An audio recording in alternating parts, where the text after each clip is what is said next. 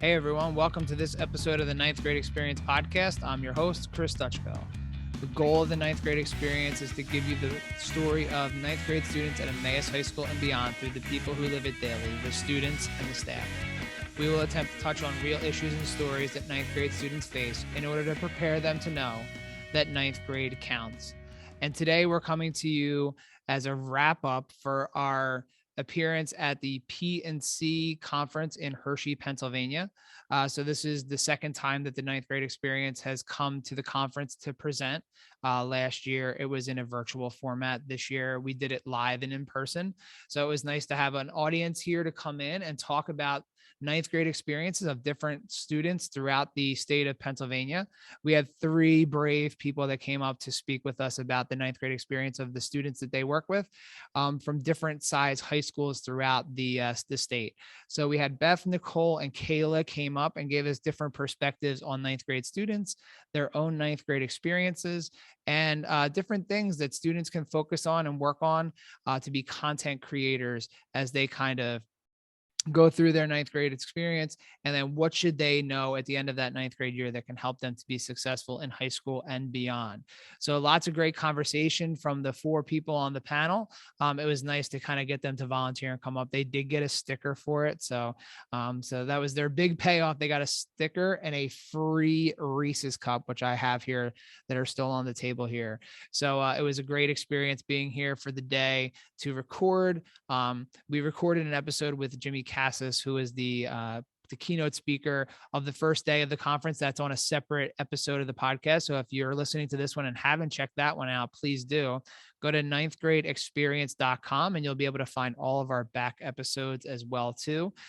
So you can go there. You can go to YouTube, just search ninth grade experience as well. Or if you're going to listen to it in podcast form, you can go to any one of the podcast players that you can go to and you can listen there. But ninthgradeexperience.com will give you the area to come. And then you can even interact with us by sending us a voicemail or sending us another message as well too.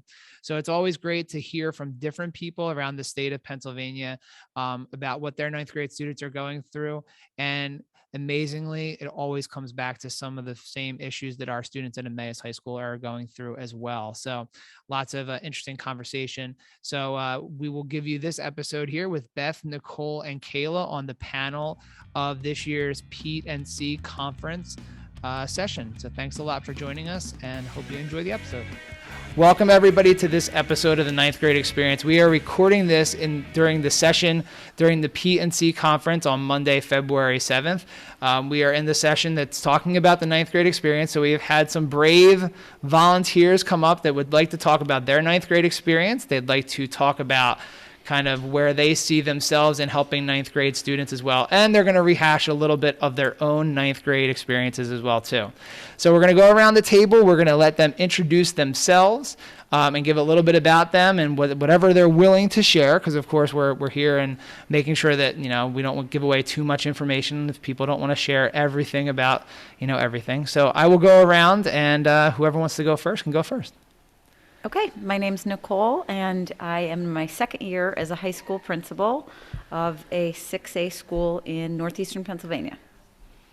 My name is Kayla. I'm a school psychologist for a school in Blair County. We have about 8,000 students, so we're pretty large. That's district-wide, sorry, not just in the high school. I was going to say, that is a large school. No, that's like too large. Yeah, we're not quite that large. That's like, if you're 6A, then that would be like 25A. Yep. That's exponential, yeah. So, and I'm Beth. I'm a high school librarian. This is my 7th year in a school of about 1,200 students, suburban Philadelphia area. Okay, so we have a good representation here. We have, lots of different voices that are willing to come on and talk on the podcast. So every new guest that we have, and you're all new guests because no one's ever been on this before, every new guest we have on the podcast, I ask them the same first question: what was your ninth grade experience like? So I always tell the guests, you do not have to give your year or any other identifying feature about yourself, but we like to hear about your ninth grade experience in order to kind of open the discussion about where we are currently. So who wants to volunteer their ninth grade experience? And again, whatever you feel comfortable sharing is what we're going to get today. I'll go first. I was going to say, everyone stares waiting for somebody to break the ice, but we have Beth is going to go first. So for me, it was mid-'80s. So it was big hair and Duran Duran and Aquanet. I was a band geek, so I thought that helped with the transition into high school because band camp ran for a week before school actually started, and you had the camaraderie of supporting the football team. So I think that was a really nice introduction to high school and sort of having a built-in group before I started. This is Kayla. About 10 years ago was when I was 15 years ago was ninth grade. Ninth grade was the start of varsity sports, so that was basketball. And we had just a couple, but 6 a.m. practices. And that was a new adjustment at that time to start things so early or almost every day after school and Saturdays. So sports was a big thing when ninth grade. And this is Nicole. Ninth grade for me was the mid-90s. It was still we had a junior high model at that time, so I was still I was not in the high school yet, which is different than the school I work at. And again, getting involved in everything and anything that I possibly could. Sports, clubs, that kind of year. And we'll talk about the things you're involved in, but since we're at a technology conference, I always like to ask this question. What was the one piece of technology that you remember from your ninth grade year? Did they roll in the video cart? Was it where you got the paper and it was purple all over your hands from the copier? Do you remember what your ninth grade technology was? For me, it was the old projector that our teachers used to write. I can't even think of what they're called now. Oh, like the overhead projector? The overhead projector, and they would write notes and it would be projected. Besides that, we didn't have computers. We didn't even have word processors at that point. We had one of those in our classroom this year, and we showed the kids how it actually worked. And it was like, we called it the Apple TV of 1995. Yeah. Did you guys make finger puppets? Yep. Yeah. And then one of the things they were amazed at is you could make the projection bigger or smaller by moving the projector backwards and forwards, and that was how you had to make the projector big. So I think everyone has that common experience. So what else were our ninth grade technologies? I had the giant TV on a cart connected to the VCR on the shelf below. That was the epitome of technology in the mid-'80s. And I took, jumping ahead a little bit, but I took a computer programming class as a senior, and computer coding in that year was how to make a little pixelated boat sail across the screen in BASIC. High tech. It was very high tech, yes. I was part of the implementation of the Promethean boards when I was in school. So those were new and exciting, and we were always curious as to what teachers were getting them and why, usually like math and reading. But so I was part of that. We had laptops in school, but they were for use in school only. And teachers were like, oh, it's like glass, be super careful. And now it's just a whole different ballgame now than what we had. It's the same technology. It's just been developed a lot more. So that's a little different there. Yeah. So you probably had the cart. So you had to everyone had to sign it out, and the number was on the top, and you had to sign out to make sure that you put the same thing back into the space. And I remember those days of kind of making sure, and then trying to figure out why students couldn't plug them into the cart and all those different things. There was always the one kid that took all the keys off and rearranged the keyboard with the old style keys. So you can't do that on these ones, but they could pull the keys off and So in the last couple of years, obviously technology has been a huge factor in our ability to continue with our learning and all those other things. So I think it's interesting to look back on our ninth grade technologies and kind of see where we all were. And we're coming from from 3 different decades as well. Mm-hmm. So it's kind of interesting to see the progression here to today where, if you walked through the main hallway of all the different products that are being offered here at PETE&C, it was like being almost like in the middle of a virtual reality world that kind of our students will have access to. So it was kind of neat to see.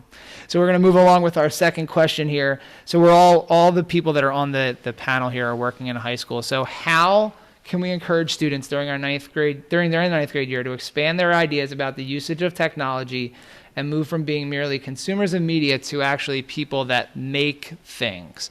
I think it's kind of an interesting thing. I think we have this idea that all students are these digital natives and they're awesome with technology, and then you ask them to do something and it's like they can't do something that we think is very basic. So any suggestions or ways we think that we can encourage them to be creators and not necessarily just consumers?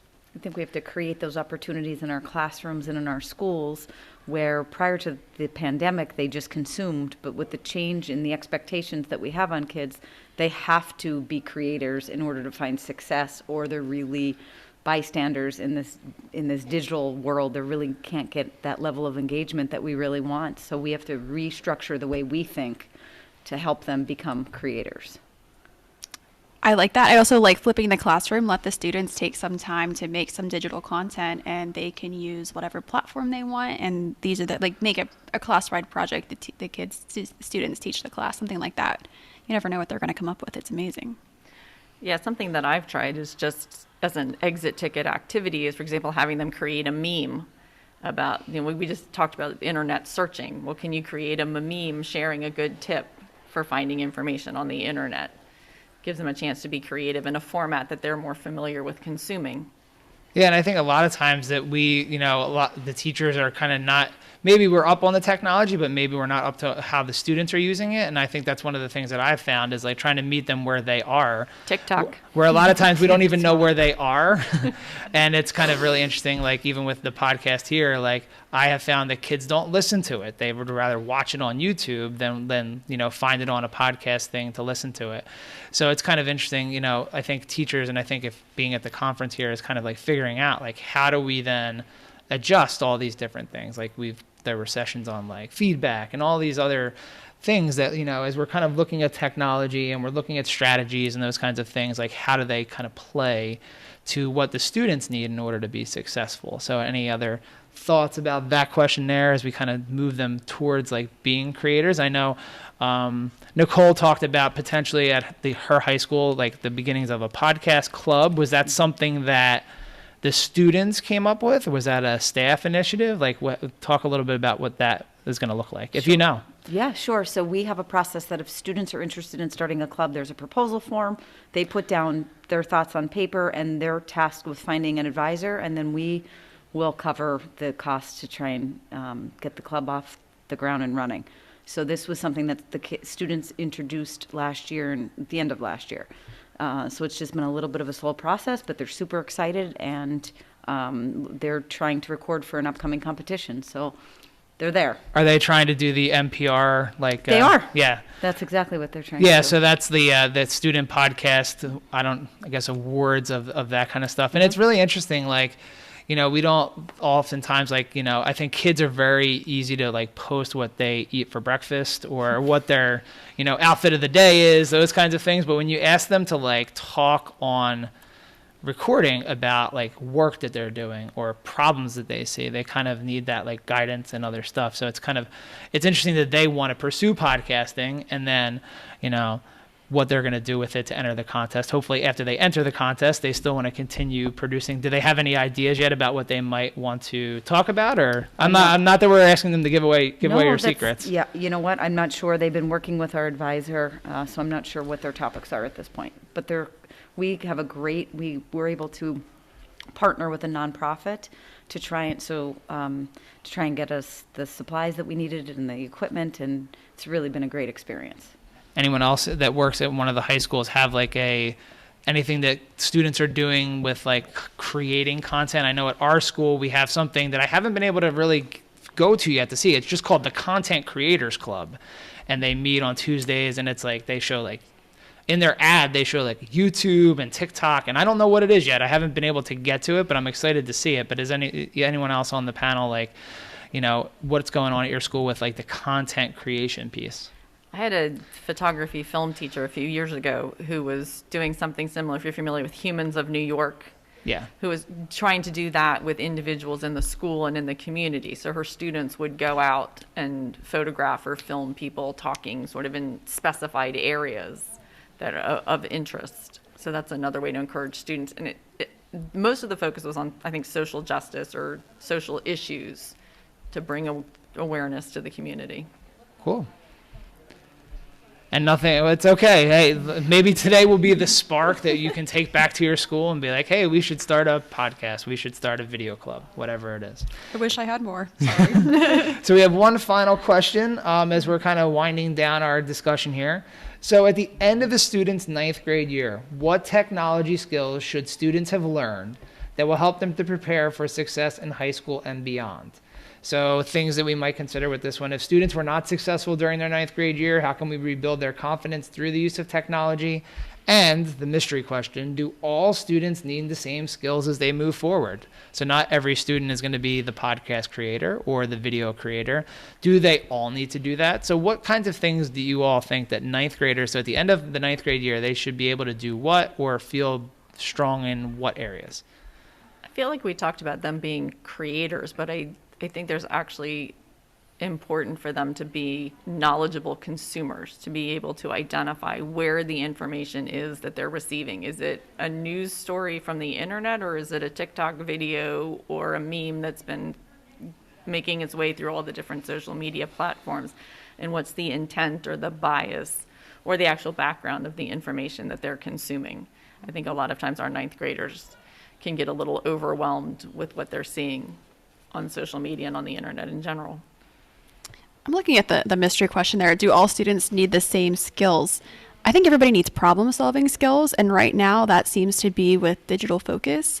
But I mean, these platforms are going to change and evolve, and I think the biggest thing to have is that ability to be flexible and learn those new skills as they come. So it's a mindset, and it's problem solving skills at this point in time. I mean, I don't think they're really specific skills for this year or next year. It's just having that mindset and that ability to rotate with the technology changes. Yeah, and I think that's important, like, because, you know, by the time that teachers or educators are like, oh, TikTok is the thing, like, TikTok's almost on its way out already. They're like getting ready to move on. Teacher, like, makes it like TikTok. If your teacher thinks it's cool, then it is time to move on to the newest platform. Like, I don't know if people remember Vine. Vine was kind of like the thing right before TikTok, like 6 seconds. And they shut it down. Yeah. So and now like, look. and it's kind of the same concept coming back around. So I think the 9th graders, I think, are always in that unique spot of like knowing what's kind of cool, and then kind of we have to play catch up to what they have and what they're thinking about as well. So final thoughts there? Responsible consumption, I think, is the most which was talked about. Just there's so much information coming at 9th graders that they have to really be able to sift through and make sure that the information is authentic. And I think that's, you know, I've been able to do this at several conferences, and it's really interesting that the same conversation keeps coming up about being responsible with technology, being able to understand the differences between, you know, what's true and what's not true, what's good content versus bad content, what's like, how do we present ourselves online? I'm sure, you know, all schools at this point are doing like that discussion about, you know, the things that you might put online are the things that will be known about you for the remainder of not your life, but, you know, the time and all the different things. So lots of interesting things to think about for our 9th grade students to be able to kind of, as they move forward in their school or move forward maybe going on in their career, to kind of think about those things. So does anybody have any last thoughts that they'd want to give about 9th grade and kind of that crazy year of transition and kind of getting students ready and those kinds of things? Enjoy the ride. Exactly, yeah. It's an exciting year. They're trying new challenges, kind of spreading their wings. They're in the big school now and being able to do way more activities. So it's kind of fun to harness that energy. So thanks to our brave people that came up, that participated in our conversation here. It's much appreciated. They only did it for a sticker. So there's no, and a Reese cup that's, you know, that was in the room. So I didn't bring those as well. But I'd like to thank them for coming up, being brave and volunteering and giving lots of great insight and conversation to what our 9th grade experience was like. So thank you very much for coming up to join us. Thank you. Thank you. I'm Chris Stuchko. I am the host of the 9th Grade Experience podcast, and I have been here at Emmaus High School for 13 years. And in my time here at the high school, the event that I think has been one of the greatest examples of how our community comes together is the Shave for the Brave event. I am one of the few people who has participated as a shavee in every one of the events. So it started in 2010, and then 2011, 2013, 15, 17, 19, and I will be again shaving my head here in 2022.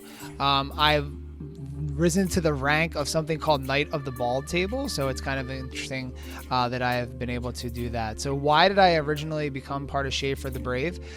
It was because of a track team member in 2010 came into my classroom. I was a new teacher in 2010 here to the high school and said, "Do you want to participate in an event?" And I said, "Sure." and they gave me a neon green t-shirt, which I still have today. There were no Shave for the Brave shirts at that time, and it was really small and nobody really knew what it was about. And we raised a little bit of money that year. And now here we are in 2022, and we're attempting to raise over $100,000 each year. This event has grown and grown and grown, and this year we're taking it back to its roots. It used to be outside at the track, so I'm excited to have it be outside again. So it'll be kind of fun to go back to where it was in the beginning. So hopefully all of you who are watching this, you can learn about Shave for the Brave, and you can look at all the posters and listen to all the stories that people are going to tell around the school here. But it is an event that makes me, East Penn, proud, Emmaus proud, to see everyone coming together in order to raise money. I would recommend going to the event, donating if you can, volunteering to have your head shaved. It is definitely one of those things when you participate in it, it'll leave a lasting impression on you. So participate in Shave for the Brave on March the 11th, and hopefully you come out and support everything that's going on. Show some pride in your school. It's something that we can all rally behind, helping to end childhood cancer. So thanks a lot for listening, and hopefully we will see you out there at the event on March 11th.